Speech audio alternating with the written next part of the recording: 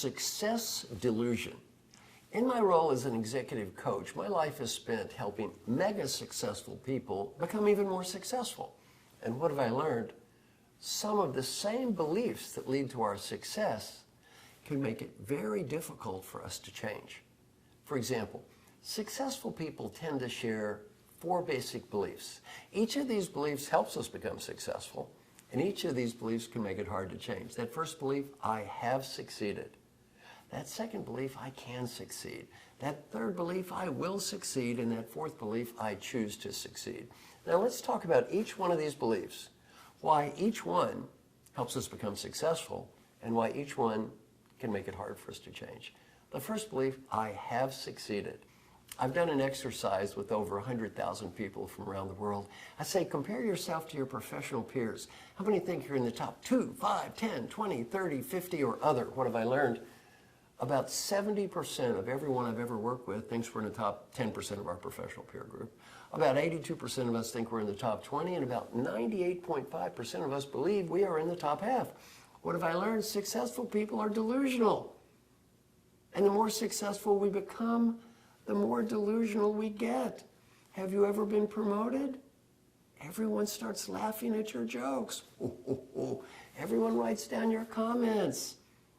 Well, maybe we're not quite as funny and as smart as we think we are. This delusional belief that I can succeed actually is positive. The most realistic people in the world are depressed. Here's the problem. We all tend to overrate ourselves relative to our peers and overcredit ourselves relative to our performance. Nothing inherently bad about that. Here's the problem. We all tend to accept feedback from others that's consistent with the way we see ourselves. And we all reject or deny feedback from others that's inconsistent with the way we see ourselves. The better we feel about ourselves, the harder it is for us to hear negative feedback. And also, the higher we move up in the organization, this is not a theory, it's a fact, the harder it is for us to get negative feedback. Why we have power, people are afraid of us. Given the fact it's hard for them to say it and hard for us to hear it, you can see why this element that leads to success can make it very hard to change. That second belief is, I can succeed. Number 1, I have succeeded. Number 2, I can succeed. Well, we believe we can do it. We have self-confidence, and self-confidence is a good thing. The only thing is, we tend to overestimate our own abilities, and we put too much of that I into the I can succeed. And when we succeed, who do we tend to credit? Ourselves. And when we fail, who do we tend to blame? The world around us, the environment. Again, not a theory, statistical fact. When successful people succeed, we tend to credit ourselves. When successful people fail, we tend to credit the environment. It's not our fault. That third is, I will succeed. Now, again, obviously, people who believe they will do something are much more likely to do it. Here's the problem. Successful people chronically overcommit. One of the biggest challenges of all the leaders I ever coach is overcommitment. Why? We believe we will do more than we're capable of doing.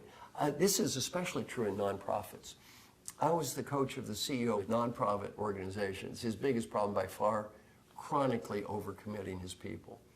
His mission was to help the most vulnerable people in the world, and I had to tell him, your mission is to help the most vulnerable, not create the most vulnerable.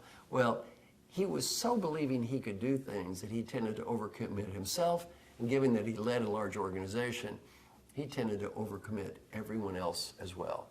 So what to believe? I have succeeded.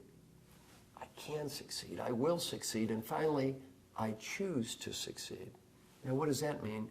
Successful people, we believe we're doing what we're doing because we choose to, not because we have to. If we do what we do because we have to, we are compliant. If we do what we do because we choose to, we are committed. And obviously, commitment is a good thing. Here's the problem.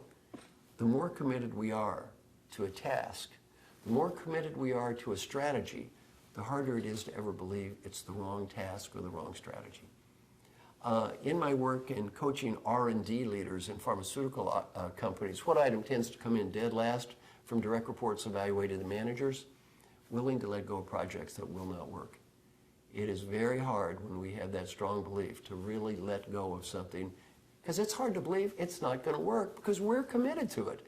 And the more committed we are to believing in it, the harder it is for us to ever believe it's not going to work. Now, finally, successful people fall into the superstition trap. What does that mean? Any human, in fact, any animal will replicate behavior that's followed by positive reinforcement. The more successful we are in life, the more positive reinforcement we get. What is the superstition trap? I behave this way. I am successful. Therefore, I must be successful because I behave this way. Wrong. Everyone I coach is mega successful. Everyone I coach behaves the way they behave. And one thing I have to challenge people with is you're successful because you do many things right. You're successful in spite of doing some things that are pretty stupid. And I've never seen anyone so wonderful, there was nothing on that in spite of list. So as you go through life and you look at your success, realize those same beliefs that are making you successful can make it hard for you to change. And be careful that you don't fall into that superstition trap. And always challenge yourself and say, I may be successful. I'm probably successful because I'm doing a lot right. And I might be successful in spite of doing some things that are not so brilliant.